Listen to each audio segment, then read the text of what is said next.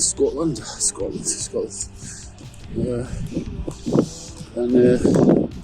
Yeah, I think not good on the road to say the least. I'm working on a new book, which is good, and I think I want to start exploring fantasy a bit more in my work. I think it's been it's not a bad thing, but it's been very sci-fi, pessimistic, oppression sort of stories. There is always hope in my stories, but yeah, I think I need to start melding science fiction and fantasy in a more intelligent way, I feel. So that's what I'm to do that. Doing these walks in pure, beautiful nature. Nature is my choice, really. Always has been. I'm a pantheist. I love nature. Nature is my choice.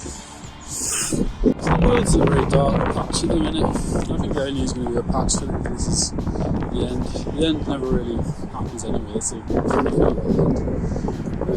as a writer, I know something about this. You always write the same story again and again. Really, in some ways, not always really. You always write the same story many, many times in different forms. The story I always write was a girl. It's pretty obvious. Oop. Sorry, almost tripped up there. There's always going to be a girl. There's always going to be an awkward boy. Me. Self-inserts happen in literature. It's not a big deal, really. But as long as you can intelligently do the self-insert and really figure out what the messages you're trying to get across, then it's not necessarily a bad thing. It's in fact a good thing. It actually gives you a bit more self-confidence. You don't have to, it doesn't have to literally be you. It can represent aspects of your character.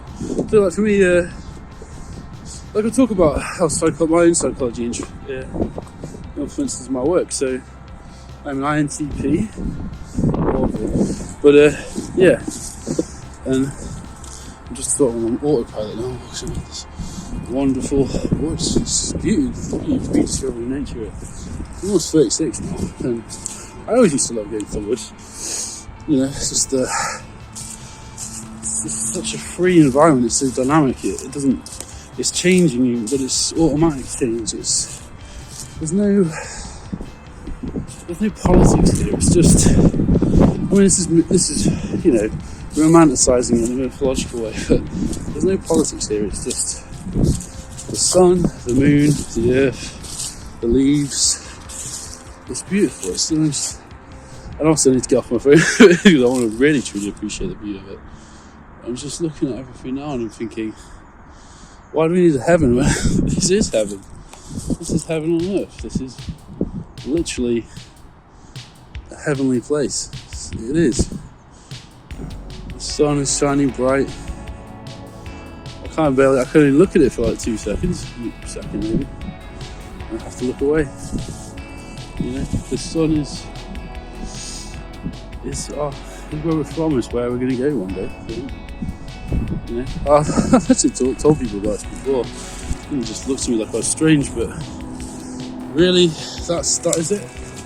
That's the thing. So we're born out of fire, and we return to the earth, and then eventually we're born from the fire again.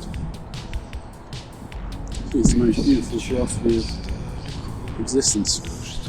The pure poetry of existence, really. You mess up, you do things wrong, small things go wrong here and there, but you never really hurt anybody. That's the point. The point is not to hurt anybody in the process. Not badly, anyway. You're always going to wound somebody in life. It's inevitable. I've wounded people, they've wounded me. But as long as you, and this is quite Nietzschean, I suppose, as long as you get strength from that, as opposed to,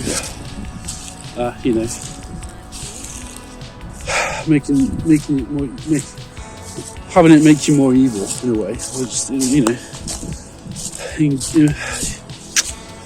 stuttering a bit. Sorry, I've got a bit of stutter. You know what I mean. Anyway, it's hard to articulate sometimes, and now I need to get out. There you go. I got a bit lost in nature. But anyway, what was I saying? So yeah, at the minute I'm writing several stories. Romance in the Commie books, that's the title. Which, considering events now, is actually quite provocative, but I also think quite pertinent, because you need to remember that, yes, we're at war. The Russians are human beings as well. You know, a lot of diversity of opinion. And I know that's like a typical offence that liberal thing, but I'm quite happy to sit on fences if it means that peace will eventually come. That's my honest feeling. And peace will come. And I'm using that as a metaphor in my story to really propel me forward with it. I think in a sense it will be quite influenced by Tolkien, but I want to obviously take in some more of the experimental sci-fi elements have been exploring recently. Harlan Ellison and William Gibson, cyberpunk writers, this sort of thing. So it's just like, how do I mix high technology in the information dark age with the sort of metaphor of nature versus industry? And that's what I'm trying to do with this book. I'm dedicating this book to anybody who wants to fights oppression and fights against tyranny, basically. Because those people are incredibly brave. Amongst them, someone I know and love, but I love very deeply. I still got a deepest love for her. And that doesn't end. I mean, it's like eternity, really. It's like an eternal sun day today. It's very sunny, and I'm in Scotland, particularly, but it's I believe it. I love Scotland, actually. It's where I'm from, really, originally. Anyway, I'm a Celt, I'm a Celt. But I'm sort of wearing Celt wear, I suppose. Sort of posh boy Celt wear, maybe, but there you go. Anyway.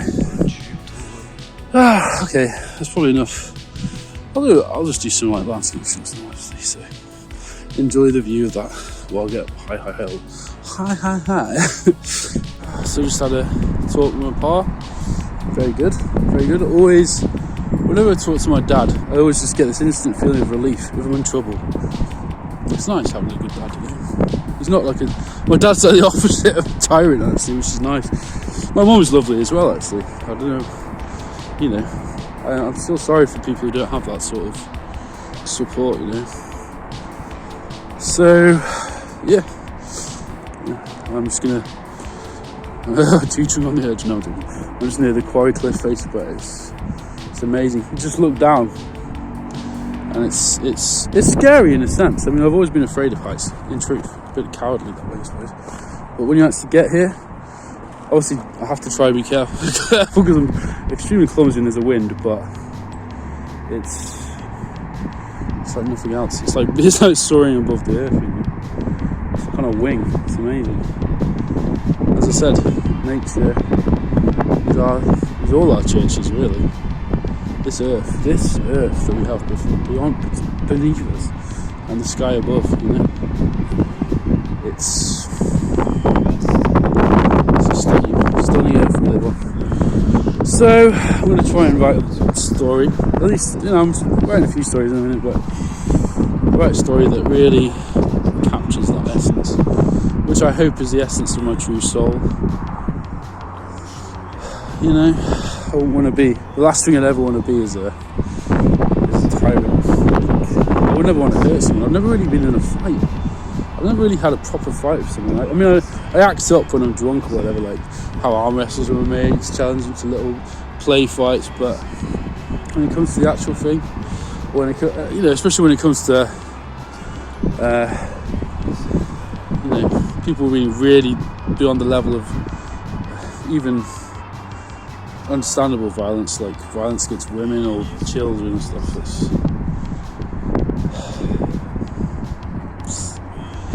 It's horrific thing. Anyway, we find ourselves on the precipice, so stay strong and stay civil and stay free, I guess, really. Freedom. Let freedom ring true, as they say. I don't know who said that, actually. Let freedom ring true. Freedom! I know he said that. I haven't quite got the beard for the old William Wallace look at it. I do have shaved my beard as well. Anyway, on that note, I'll leave this video here and just enjoy myself again in nature.